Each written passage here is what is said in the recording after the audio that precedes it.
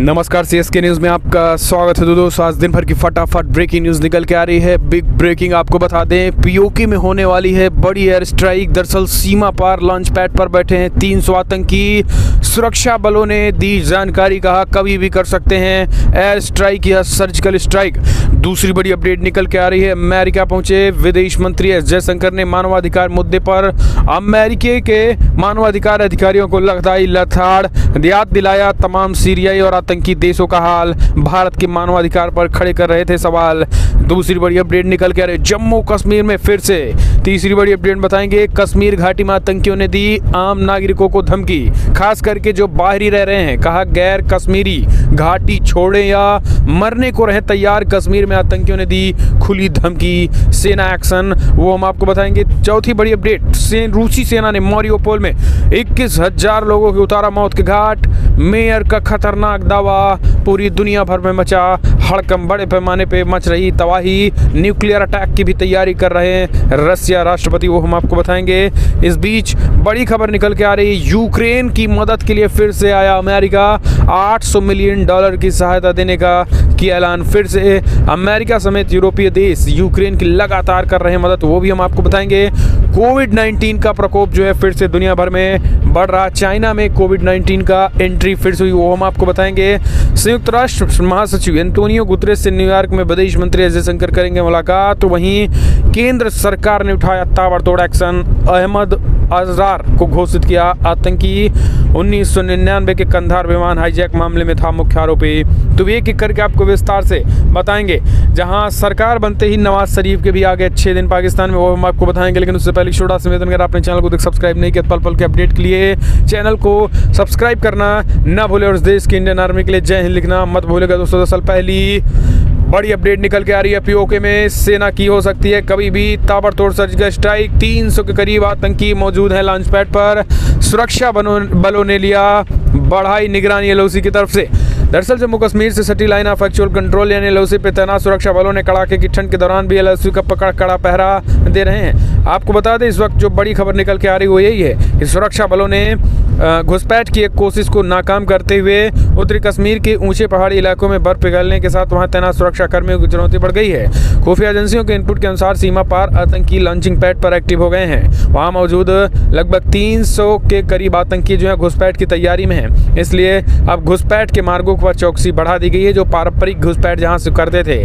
खुफिया एजेंसियों द्वारा सुरक्षा बलों को दिए इनपुट के अनुसार सीमा पार लॉन्चिंग पैड पर करीब 300 के करीब आतंकवादी मौजूद हैं और वो कश्मीर घाटी में घुसपैठ करने के लिए मौके की तलाश कर रहे हैं। सुरक्षा बलों का यही नहीं, ये मानना है कि आने वाले समय में भारतीय सेना अगर इसी तरीके से लॉन्चिंग पैड पर ये जानकारी मिलती रही कि 300 के करीब और उससे आतंकी बढ़ रहे हैं, तो कभी भी सेना जो है एयर स्ट्राइक या फिर सर्जिकल स्ट्राइक कर आतंकियों पर पीओके में कड़ी कार्रवाई कर सकती है।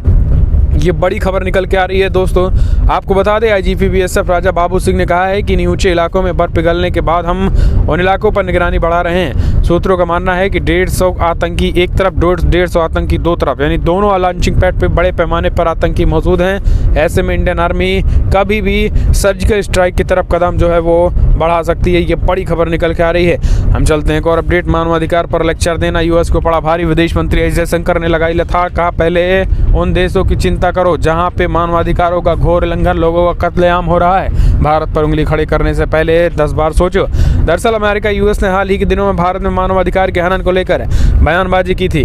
हालांकि भारत ने अपना रुख साफ करते हुए अब इन मुद्दों पर खुलकर अपनी बात रखी है। अमेरिका द्वारा मानवाधिकार के मुद्दों को उठाने पर भारत ने पलटवार किया और वॉशिंगटन को ही घेर लिया है। दरअसल अमेरिकी विदेश मंत्री एंटनी ब्लिंकन ने कहा है कि अमेरिका भारत सरकार, पुलिस और जेल अधिकारियों द्वारा किए जा रहे मानवाधिकार हनन की निगरानी कर रहा है।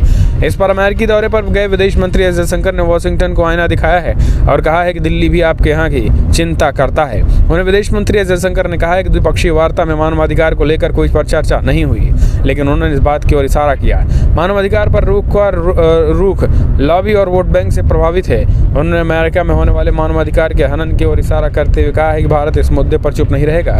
जयशंकर ने न्यूयॉर्क में हेट क्राइम का शिकार हुए 2 भारतीय अमेरिकी सिख व्यक्तियों के मुद्दे को भी उठाया और इन दोनों लोगों के साथ हाल ही में मारपीट हुई थी। इतना ही नहीं, आपको बता दें, तालिबान, सीरिया, ईरान समेत तमाम देशों को भी गिनाया। कहा यहाँ पर जबरदस्त और खुले तरीके से मानवाधिकारों का उल्लंघन हो रहा है। यहाँ पर आखिर इन देश देशों को याद क्यों नहीं आती है। हम चलते हैं एक और अपडेट लेते हैं दोस्तों। बड़ी खबर निकल के आ रही है जहां पर रूस और यूक्रेन युद्ध के बीच 50वां दिन पुतिन समर्थक गिरफ्तार, यूक्रेन ने सौदेबाजी की। दरअसल आपको बता दें, यूक्रेन और रशिया का युद्ध जो है वो आज 91वें दिन पहुंच गया है।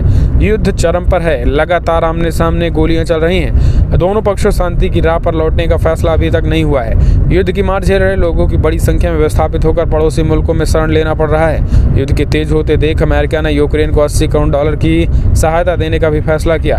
वहीं यूक्रेन ने कहा है कि उसने काला सागर में रूस के एक जंगी बेड़े को मार गिराया है। यूक्रेन में बिगड़ते हालातों के बीच 4 देशों के राष्ट्रपति युद्धग्रस्त मुल्क के दौरे पर पहुंचे हैं। आपको बता दें कि इस बीच बड़ी खबर निकल के आ रही है, यूक्रेन का जो दौरा कर रहे हैं यूक्रेन 4 देश के राष्ट्राध्यक्ष जो हैं वो यूक्रेन पहुंचे हैं, जिनमें पोलैंड, लिथुआना, लातविया और एस्टोनिया के राष्ट्रपति यूक्रेन के दौरे पर हैं। इस दौरान उन्होंने युद्ध की वजह तबाह हुई इमारतों का जायजा लिया। रूस की सेना द्वारा किए गए युद्ध अपराध को लेकर उनकी जवाबदेही तय करने को कहा। इससे पहले ब्रिटेन के प्रधानमंत्री बोरिस जॉनसन भी यूक्रेन का दौरा कर चुके हैं और उन्होंने एक तरीके से इस पर सवाल खड़े कर चुके हैं।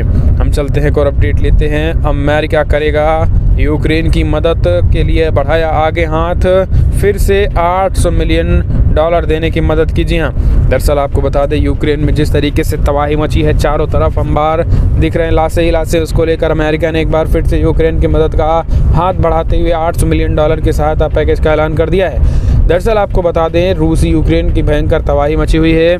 दूसरी तरफ यूक्रेन के लिए $80 करोड़ के लिए जहां बाइडेन ने सैन्य सहायता पैकेज की घोषणा की। इनमें हथियार, गोला बारूद, बख्तरबंद कर्मियों के वाहक और हेलीकॉप्टर जैसे मदद शामिल है। बाइडेन ने एक बयान में कहा है कि सहायता के इस पैकेज में कोई अत्यधिक प्रभावी हथियार प्रणाली शामिल होंगी जो हमने पहले ही प्रदान की हुई हैं। ब्रिटिश सरकार ने यूके के दमेश्क और लुसांगो में भी 178 प्रतिबंध लगाने के रूस पर कड़े सैंक्शन लगाने की ब्रिटेन बात कर रहा है। कोई यूक्रेन की सीधी मदद कर रहा है तो कोई इनडायरेक्टली मदद करते हुए रूस पर प्रतिबंध लगा रहा है। तो ये चीज़ें चल रही हैं। हम चलते हैं एक और अपडेट। इस बीच मोदी सरकार ने उठाया बड़ा कदम। अल उमर मुजाहिदीन के संस्थापक अहमद अजगर को घोषित किया आतंकी। 1999 में विमान हाईजैक करने में था शामिल। केंद्रीय गृह मंत्रालय ने गुरुवार को अल उमर मुजाहिदीन के संस्थापक और मुख्य कमांडर मुश्ताक अहमद अजगर को गैर कानूनी गतिविधि यानी UAPA के तहत टेररिज्म आतंकवादी के रूप में नामित किया। अजगर 1999 के इंडियन एयरलाइंस की फ्लाइट हाईजैक में रिहा किए गए आतंकियों में से एक था। बताया जा रहा है कि अल उमर मुजाहिदीन की स्थापना सशस्त्र संघर्ष के जरिए जम्मू कश्मीर को भारत में मुक्त करने के उद्देश्य की गई थी। US के चीफ कमांडर अजगर 1988 और मई में 1989 में आतंकवाद संबंधित गतिविधियों में ट्रेनिंग लेने के लिए पाकिस्तान चला गया था। दरअसल इस आतंकी को जम्मू कश्मीर में सुरक्षा बलों पर कई हमलों के लिए जिम्मेदार माना जाता है और उसने कथित तौर पर कश्मीरी पंडितों की हत्याओं सहित कई वारदातों को अंजाम दिया था। बताया जा रहा है कि अल उमर मुजाहिदीन का पाकिस्तान के कब्जे वाले कश्मीर यानी POK के मुजफ्फराबाद के नरू इलाके में मुख्यालय रहा है। हालांकि जल्द ही इनका मुख्यालय भी उड़ने वाला है और जल्द ही इनकी तबाही भी होने वाली है, क्योंकि POK में जल्द ही भारत अटैक भी करने वाला है। जितने छोटे मोटे आतंकियों का हेडक्वार्टर POK बना रखा है, इनका सफाया पूरी तरीके से होने वाला है। तो इस देश की इंडियन आर्मी के लिए एक लाइक बनता ही। हम चलते हैं एक और अपडेट। भारत को आर्थिक और सामाजिक परिषद के 4 प्रमुख निकायों के लिए चुना गया है। जी हाँ, दरअसल आपको बता दें दोस्तों, भारत का डंका एक बार फिर से संयुक्त राष्ट्र में बजा है, जहाँ संयुक्त राष्ट्र आर्थिक और सामाजिक परिषद के 4 प्रमुख निकायों के लिए चुना गया है, जिनमें विकास के लिए विज्ञान और प्रौद्योगिकी आयोग भी शामिल है। दरअसल आपको बता दें ECOSOC 1945 में संयुक्त राष्ट्र चार्टर द्वारा स्थापित संयुक्त राष्ट्र प्रणाली के 6 प्रमुख अंगों में से एक है। इसी बीच अगर बात करें हम तो बुधवार को ट्वीट करके इस बात की जानकारी दी है। वहीं आपको बता दें कि जिस तरीके से चीज़ें निकल के आ रही हैं, भारत का संयुक्त राष्ट्र में डंका है, क्योंकि संयुक्त राष्ट्र में भारत एक स्थायी मिशन के तौर पर संयुक्त राष्ट्रों को शुक्रिया अदा भी किया है। आपको बता दें वरिष्ठ राजनीतिक ने इस बात पर जोर दिया है। 2018 में संयुक्त राष्ट्र के आर्थिक, सामाजिक और सांस्कृतिक अधिकारों की समिति में भारत को ये सीटें मिली थी और अब यहाँ पर जो इनका नेतृत्व है वो प्रधानमंत्री मोदी और भारत को देखते हुए और ज़्यादा बढ़ रहा है और ज़्यादा जिम्मेदारियाँ मिल रही हैं। हम चलते हैं और अपडेट। देवघर रोपवे एक्सीडेंट में पीएम मोदी ने देवघर रोपवे हादसे के रेस्क्यू ऑपरेशन में शामिल जवानों से की बात, कहा देश को आप पर गर्व है। दरअसल पीएम मोदी रेस्क्यू ऑपरेशन में शामिल भारतीय वायुसेना, भारतीय सेना, एनडीआरएफ, आईटीबीपी, स्थानीय प्रशासन और नागरिक समाज के कर्मियों से बातचीत कर वहां की स्थिति और ऑपरेशन में आने वाले दिक्कतों के बारे में जानकारी ली है। प्रधानमंत्री मोदी झारखंड के देवघर में जिले में चित्रकूट पहाड़ पर हुए रोपवे के हादसे के रेस्क्यू ऑपरेशन में शामिल रहे जवानों से बातचीत कर रहे हैं। PM Modi Deoghar rescue operation में शामिल भारतीय जवान, भारतीय वायुसेना, भारतीय सेना, एनडीआरएफ, आईटीबीपी, स्थानीय प्रशासन और नागरिक समाज के कर्मियों से बातचीत की। दरअसल दोस्तों आपको बता दें, इतने ऊंचाई पर जिस तरीके से 60 से ज़्यादा लोगों को भारतीय सेना ने एक एक करके बचाया है, ये पूरा रेस्क्यू 48 घंटे तक हुआ, लेकिन सेना के शौर्य को पूरा देश सलाम कर रहा है।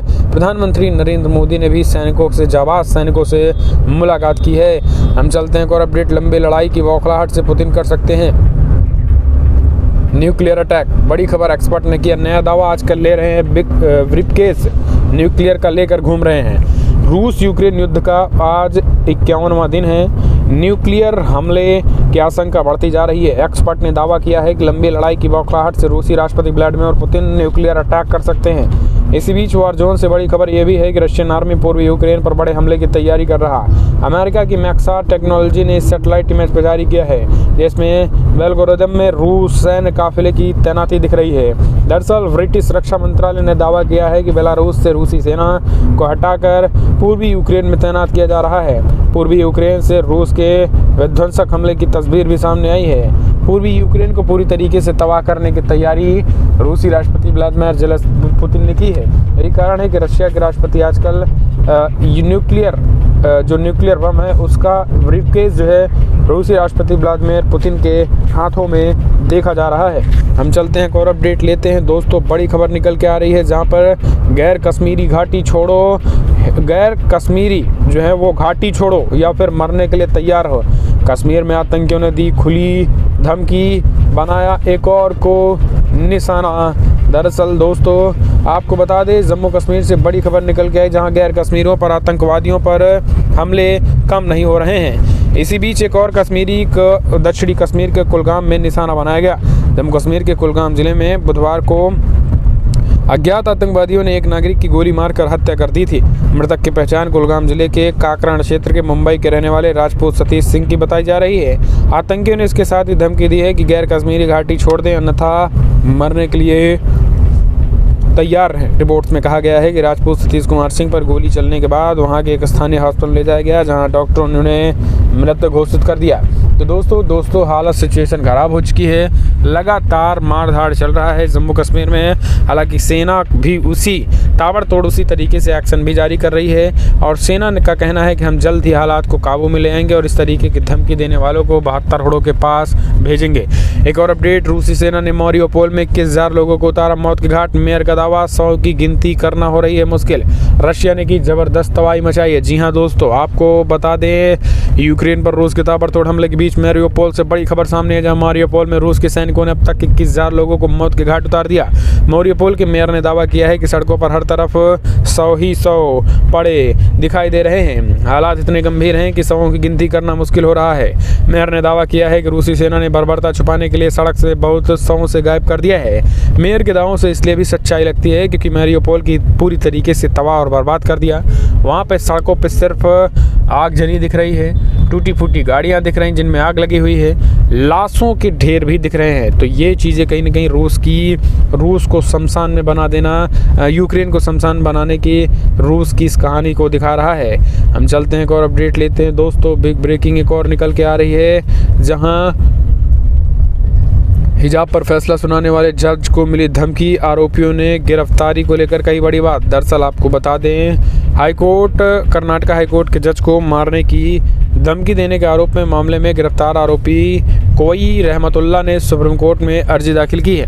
कोर्ट ने अर्जी दाखिल कर आरोपी कहा है कि मामले में एफआईआर को रद्द किया जाए या फिर मामले की तमिलनाडु ट्रांसफर किया जाए। सुप्रीम कोर्ट ने मामले की सुनवाई करते हुए तमिलनाडु और कर्नाटका सरकार को नोटिस जारी कर दिया है। दरअसल ये धमकी 15 मार्च को हिजाब पर फैसला सुनाने वाले जज को मिली थी। खबर के मुताबिक सोशल मीडिया पर धमकी भरा एक वीडियो सामने आया है, जिसके बाद पुलिस ने ये कार्रवाई की है। तो ये एक बड़ी अपडेट निकल के आ रही है दोस्तों। यानी अब आप समझिए, अगर कोई फैसला देगा इस तरीके से तो उसके पर भी आतंकी टूट पड़ेंगे। ये रणनीति पे काम चल रहे हैं। हम चलते हैं एक और अपडेट लेते हैं दोस्तों। पाकिस्तान से निकल के आए, जहाँ पर शहबाज शरीफ की सरकार आते ही नवाज शरीफ के भी अच्छे दिन लौटने लगे हैं। जल्द ही लंदन से आ सकते हैं पाकिस्तान राजनीति चमकाने। दरअसल पाकिस्तान के पूर्व प्रधानमंत्री नवाज शरीफ के चुनाव से पहले स्वदेश लौटने की उम्मीद है। दरअसल पाकिस्तान मुस्लिम लीग नवाज के नेता दलाल चौधरी ने ये जानकारी दी है। उन्होंने कहा कि नवाज शरीफ के खिलाफ धर्म दर्ज मामले राजनीति से प्रेरित थे। कुछ लोगों को राष्ट्रीय जवाबदेही ब्यूरो यानी NAB का इस्तेमाल करके शासकों के रूप में थोप दे रहा है। दरअसल पार्टी में नवाज शरीफ की अहमियत को बताते हुए चौधरी ने दावा किया है कि जब भी देश में चुनाव होगा, पूर्व प्रधानमंत्री पाकिस्तान में अभियान का नेतृत्व करेंगे। PMLN के नेता ने कहा है कि अगले 5 से 6 महीनों के भीतर नए चुनाव नहीं कराए जा सकते। उन्होंने ये भी कहा है कि चुनाव में देरी से पार्टी पर बोझ पड़ेगा। नवाज शरीफ को राजनयिक पासपोर्ट जारी करने के निर्देश जो है वो जारी कर दिए गए हैं। तो एक तरीके से एक राजनयिक के तौर पर जो है अब उन्हें लाया जाएगा। जहां इमरान खान सरकार में नवाज शरीफ को भगोड़ा घोषित किया गया था, वहीं शहबाज शरीफ की सरकार में उनको राजनयिक और एक अच्छे स्टेटस के तौर पर उन्हें पाकिस्तान लेकर आया जाएगा। हम चलते हैं एक और अपडेट लेते हैं दोस्तों। बड़ी खबर निकल के आ रही है अगली एक और, जहां संयुक्त राष्ट्र महासचिव एंटोनियो गुतेरेस से न्यूयॉर्क में मुलाकात करेंगे विदेश मंत्री S जयशंकर। कई मुद्दों पर चर्चा हो सकती है। दरअसल दोस्तों आपको बता दें, विदेश मंत्री S जयशंकर रक्षा मंत्री राजनाथ सिंह 5 दिवसीय दौरे पर अमेरिका में हैं, लेकिन अमेरिका को अपनी औकात बता दी है। अमेरिका इस समय पूरी तरीके से, चाहे रूस यूक्रेन के मुद्दे पे हो या तमाम मुद्दों पर, विदेश मंत्री जयशंकर ने पूरे प्रभावी ढंग से जवाब दिया और अपने मुद्दे को उठाया है, भारत के सामने रखा भी है। वहीं अब आपको बता दें, UN के राष्ट्रीय महासचिव एंटोनियो गुतेरेस से भी न्यूयॉर्क में मुलाकात करेंगे। विदेश मंत्री S जयशंकर ने ये बड़ी बातें कही हैं। आपको बता दें, विदेश मंत्री S जयशंकर ने ये भी कहा है कि मुलाकात में गुतेरेस से मुलाकात करेंगे और अमेरिका की यात्रा पर S जयशंकर ने चौथे US इंडिया 2+2 डायलॉग में हिस्सा लिया और कल जो है वो भारत वापसी होगी। लेकिन वापसी से ठीक पहले UN चीफ से मिलने की बात पक्की हो गई है। एक और अपडेट लेते हैं दोस्तों। सपा कोरोना के मामले में तोड़ा रिकॉर्ड। 24 घंटे में 26,000 ज़्यादा मामले। चाइना में हालात बद से बदतर, हालात बेहद बेकाबू हुए चाइना को कोविड-19 को लेकर। दरअसल दोस्तों आपको बता दें, देश ही नहीं दुनिया भर में एक बार फिर से कोविड-19 के जो प्रकोप है वो तेज़ी के साथ बढ़ता जा रहा है। चाइना में भी हालात बेहद ख़राब हो चुके हैं। कई स्थानों पर लॉकडाउन लगा दिया गया है। कई जगहों पर फिर से लॉकडाउन वाली सिचुएशन बनती जा रही है। हालांकि आपको बता दें, इन सब के बीच चाइना में 26,000 से ज़्यादा मामले निकल के आए हैं, जिसके बाद से फिर से चाइना ही नहीं पूरी दुनिया भर में कोविड-19 को लेकर सिचुएशन जो है वो ख़राब हो रही है, ऐसा दिखने लगा है। तो ये कहीं ना कहीं चाइना के लिए ही नहीं टेंशन की बात है, बल्कि दुनिया भर के लिए। हम चलते हैं एक और अपडेट। इमरान खान ने सत्ता में विदाई के बाद पेशावर में निकाली रैली। बोले भारत सबसे ज़्यादा खुश, मेरी जाने से भारत सबसे ज़्यादा खुश। अब समझिए, इमरान खान का अलग ही रोना है। पाकिस्तान के पूर्व प्रधानमंत्री इमरान नियाज़ी खान साहब का नया स्टेटमेंट निकल के आया है। दरअसल बुधवार को पेशावर में एक रैली को संबोधित किया। इमरान ने अविश्वास प्रस्ताव पर वोटिंग के दिन आधी रात को कोर्ट के खुलने पर सवाल उठाए। पिछले शनिवार को बड़े नाटकीय ढंग से इमरान खान की सत्ता में विदाई हुई और नेशनल असेंबली में उन्हें अविश्वास मत पर हार का सामना करना पड़ा। सोमवार को शहबाज शरीफ पाकिस्तान ने प्रधानमंत्री बने। बुधवार को खान ने पेशावर में एक बड़ी जनसभा को संबोधित भी किया और भड़ास भी निकाली। इमरान खान ने कहा है कि अदालतों के आधी रात में खुलने पर सवाल उठाते हुए कहा है कि रात को अदालतें खुल गई। क्यों? क्या मैंने कोई कानून तोड़ा था? उन्होंने कहा कि मैं पाकिस्तान के लिए जीऊँगा और मरूंगा। इस दौरान इमरान ने चेतावनी दी है और कहा है कि सरकार में रहते हुए उतने खतरनाक नहीं थे, लेकिन अब सत्ता से बाहर होने के बाद विपक्ष के लिए वो ज़्यादा खतरनाक हो जाएंगे। तो इमरान नियाज़ी का ये नया बयान निकल के आ रहा है।